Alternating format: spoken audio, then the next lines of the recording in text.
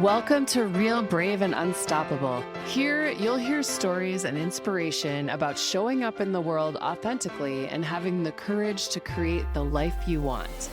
I'm your host, Courtney Rivard. I'm a mom, recovering engineer, lover of the outdoors, and professional life coach. I help smart women just like you live happier lives full of purpose and joy by empowering them to love who they are, get unstuck, and take action toward creating the life they dream of. In other words, I help them be real, brave, and unstoppable. It is possible, and you can do it too. Now sit back, relax, and enjoy the show.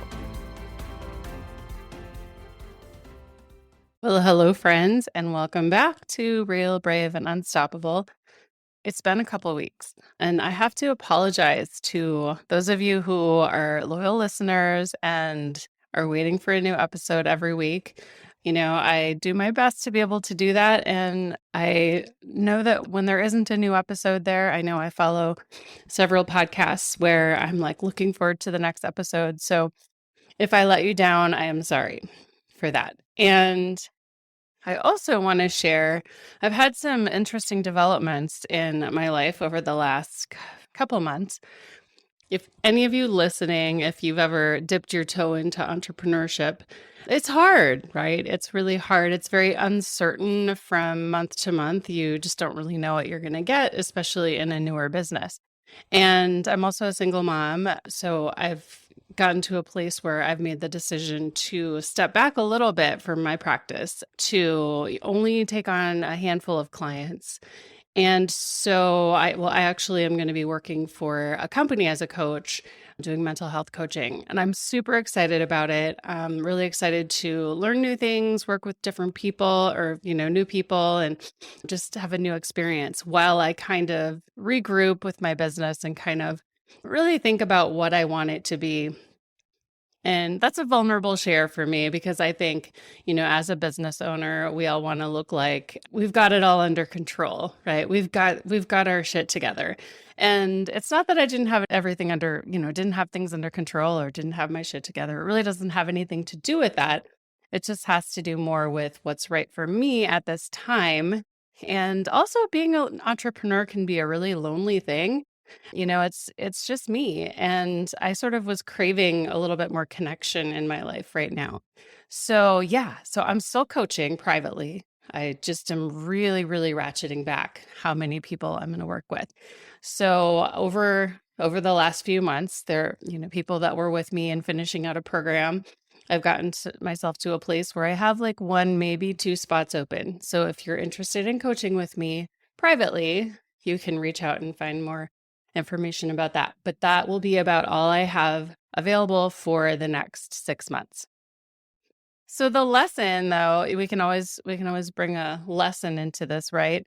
The lesson is just always being flexible with your expectations.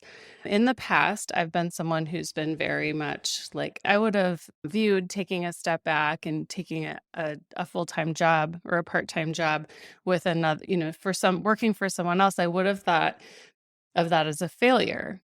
And today I don't. I just think about it as I was able to take a step back from where I was, and I was able to see what was working for me, what wasn't working for me.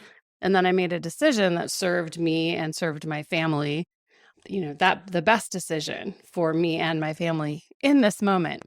And that is, it will probably change. My plan is to eventually go back to full-time private practice. I'm sort of reevaluating, what I want to help people with exactly. And I have aspirations to do a little bit more with helping people live a healthy lifestyle and, with movement, mind, body, soul, and really learning how to create and maintain a healthy lifestyle while also caring for themselves and looking at the patterns that keep them stuck. So there's a lot of stuff marinating in my head, so to speak.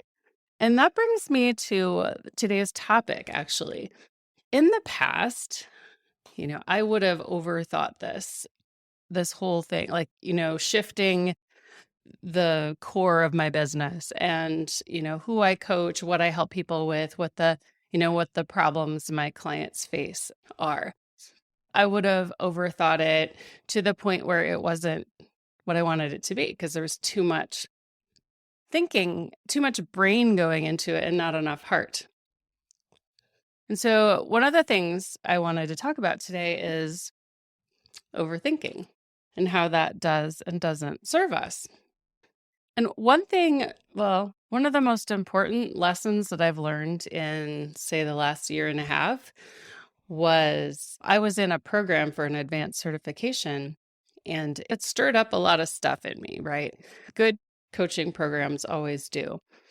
But my mentor was constantly, if I would start talking and it was clearly coming from my brain, thinking while I was talking, she would constantly interrupt me and say, "Get out of your head." And to be honest, it kind of pissed me off. But there was a lot of value in it, as I kind of grew to like accept her way of being in that way. It taught me some things about when my brain doesn't serve me. There was a point last summer where I was trying to kind of tweak my offerings and how I helped people, and I was so confused with how I wanted all this to come together. And quite honestly, like in, September-ish, I had kind of that same feeling of like, how do I want to marry all of these things that I love and I want to help people with? How do I marry all those things? But last summer I was in a similar place. And when I have a lot of ideas in my head, I always have a lot of ideas in my head. I'm one of those multi-passionate people who I have a lot of interests. I have a lot of ideas. I'm a very possibility driven person most of the time. And I had all this stuff in my head and I didn't know how to get it out into like one program or one offering. And it was stressing me out. It just felt like chaos and confusion and nothing was coming. And the stuff that was coming out was just not like authentic and just not real. So my mentor, she coached me on confusion. And what we came to was, what if what if being confused and overwhelmed with ideas was just like there was nothing to do with it, that it was just there? And it's okay for it to just be there because maybe it's not done like, quote unquote, cooking yet. And I loved that so much. And it's been one of the greatest lessons that I've learned in my more recent years. So, to kind of expand on this, in my years of coaching, one thing that I see from a lot of people, and again, including myself, is that it is very common to overthink things. Most people have a really difficult time dropping into their heart or their intuition and really listening to their inner knowing. Why is that? Well, I think it's because our brain wants to keep us protected. It wants to keep us safe. And so when we think things, it introduces this feeling of control, or we're trying to create some certainty, with things. And, maybe we're thinking, like for me, I think I would overthink because I wanted it to be perfect. Or, so there are these fear patterns that we have in us that cause us to do that overthinking. And then there's the question, what happens to us as people when we overthink things? So just think about that for a minute for yourself. And when you are done listening to this podcast and you get to a quiet place, maybe pull out a journal and journal on this for yourself. But some of the things that come to mind for me are when I overthink, it introduces stress. I mentioned confusion, chaos, overwhelm. Also, when we are overthinking things, we're in our brain and we're thinking through a lens or a filter that contains all of these stories and limiting beliefs, et cetera, patterns, all of those things. We're thinking through that filter. So we're not able to really see things clearly. We're not thinking from a place of clarity. We're thinking from a place of, kind of, I've talked about having dirty glasses. We're thinking or seeing with our dirty glasses on, and we're not really getting that clear picture of what might be really important to us and how we want to proceed that's in alignment with our truth and our values. Overthinking also creates, like I mentioned before, it just creates a lot of confusion and chaos and overwhelm. When there's too much stuff up there, it's really, for me anyway, and I know people that I've talked to, when there's too much stuff up there in your brain, it's just really hard to sift through it to see what is important and, what's true, what's not true. And you can get to a point where you just really need to get stuff out. It's like a volcano that's ready to erupt. So it causes a lot of stress and uncertainty, a lack of clarity. It really puts us into places that don't feel in alignment. They don't feel good. And then when we overthink, like I mentioned with my situation, everything I was, coming up with in that overthinking place, it was fragmented. It didn't feel like me. It didn't feel authentic. And it's almost like when we're overthinking, we're creating to avoid something. Then, like we're avoiding not having it done or, looking like a failure or whatever it is. We're creating to avoid something rather than creating to create something that is true and beautiful. So let's talk about thinking through, like I mentioned, when we overthink, all of that thinking is, well, anytime we think, we're bringing in our own experience. We're thinking through, our own filter. It's the stuff we tell ourselves lens. So how can that impact your decisions when you're in overthinking? Well, let's go through some examples. I use the example of perfectionism. So let's start there. If my story is that I never get anything right. But to me, right means perfect. So that's my story. I never get anything right. I'm not good at anything because my measuring stick is perfect. So when I overthink things, that story is clouding me. The story of I have to get this perfect is clouding me, and that puts a lot of unnecessary pressure. So, I might spiral. The stories might spiral. Well, I have to have this perfect, 'cause otherwise I'm not good enough. And then it might turn into, but I don't know what I want this to be. What if it was this? No, that's not good enough. What else could I do that's better? And then, oh, this is better. But then you start thinking about it again. Oh, that's not as good as so and so I can't do that. Like, you see where I'm going with this, right? So overthinking, it's like a trap. Like, you get into it and your stories can actually make your thinking super unhelpful. Or let's think about relationship. Let's just say you have a story or a narrative that describes what your perfect partner should be like, what qualities that person should have, how they should show up for you. A lot of shoulds. So you have a lot of shoulds that are, clouding your filter.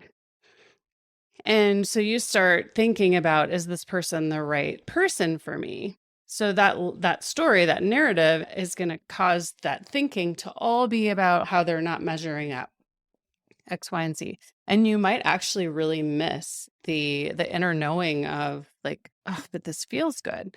And you're just very stuck in your head about what it should be like. So if you weren't thinking through that lens, if you didn't have that story, you might have a very different view of your partner.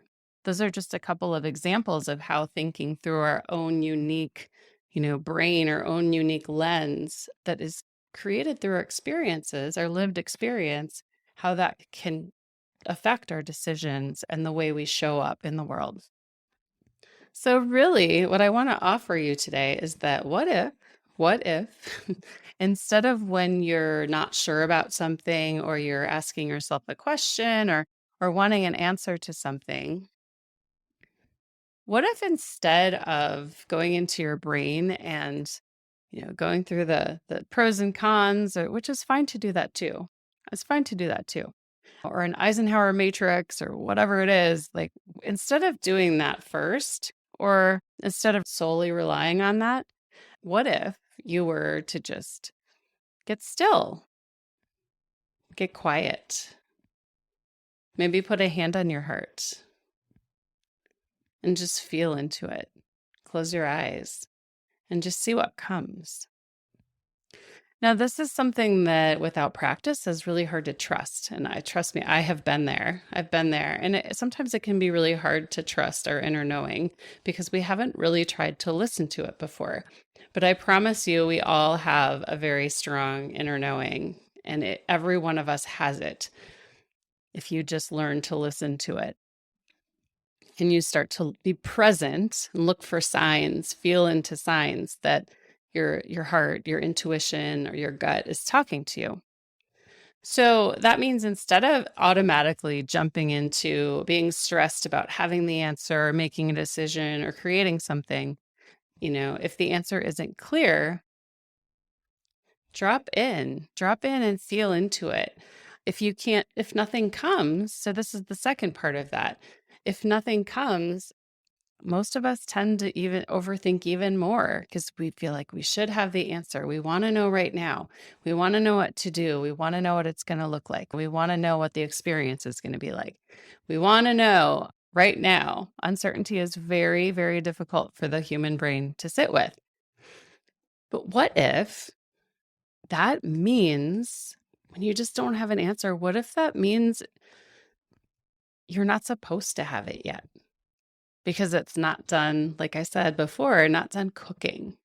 Let's use art as an example. If you're an artist, the pressure to create something when it's not done, like cooking in your brain yet, it's really difficult to create something that you love, right? So, same thing with like a musician or a songwriter or a composer. If you've seen the Broadway show Hamilton, Lin-Manuel Miranda said that the song My Shots took a year for him to compose, a year for him to write. It's crazy, right? So it wasn't done cooking, so he let it sit. Right. So what if we were to do that with our own life stuff? If you're in a relationship you're not sure about, you don't have the answer. And I think with relationships, especially for those of us who it's our second, we've been married, divorced, or we've just exited a really long-term relationship and are in a new one, we kind of want to like have it figured out. Should I be wasting my time here or not? And what if you don't know the answer, what if you're just not supposed to have the answer yet? You're supposed to just come back to the present moment and be with the experience and see what comes. Something that's not easy for a lot of us to do, it takes practice. So let's go back to, I want to just jump back to when I talked about intuition and listening for your inner knowing, really tuning into your heart. There's an episode way back when, I'll put the episode number in the show notes, with Talia Joy. She talked about intuition and the 5 different types of intuition. And we talked about ways you can practice tuning into that. One of my favorite ways to practice intuition is just to do it with simple little things, like make a game out of it.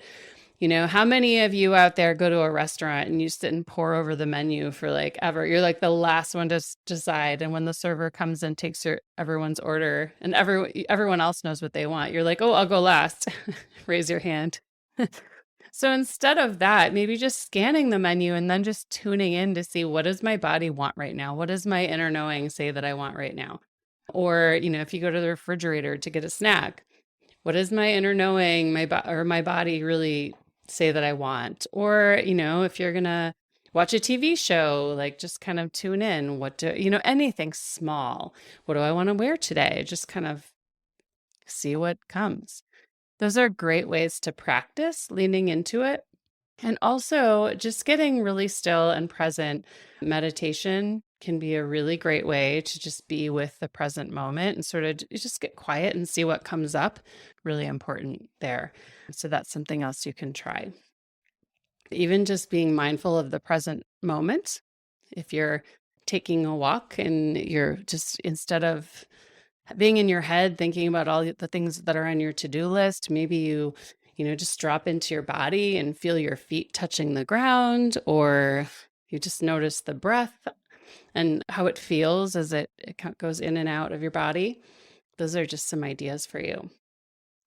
I also want to be clear that I don't think it's bad to be in your head. It's not bad to think about things. It's not bad to weigh your options or look at pros and cons and look at logistics. That's not a bad thing. It's just that sometimes sometimes it will serve you better to kind of let go of that a little bit and just drop into your inner self, your higher self.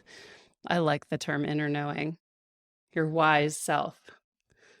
Your wise self, your inner knowing, like your higher self, whatever you want to call it, it always knows the right answer. And sometimes it's really hard to hear it because, like, your brain does get in the way, but it always does know. So I want to leave you with that today. So I hope that was helpful. We're doing some shorter episodes lately just because my schedule has changed a lot, and I still want to be able to bring you new episodes every week or so. So if I miss a week here and there, just be patient with me and reach out and say hi. One thing before I go is this overthinking and tuning in to your inner knowing is something I help people with all the time.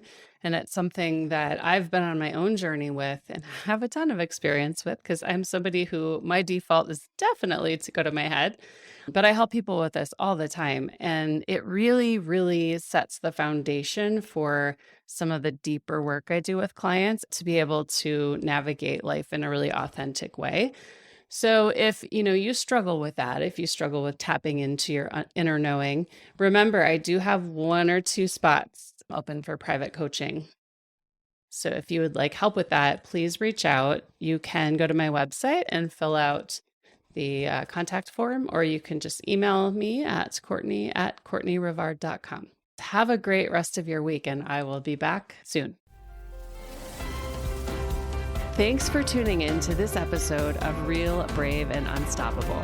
If you'd like to learn more about creating an authentic life that's true to who you are, visit CourtneyRivard.com/lovelife to download your free guide on how to build your vision and create a life that you love. You'll be so glad you did. I'll see you next time.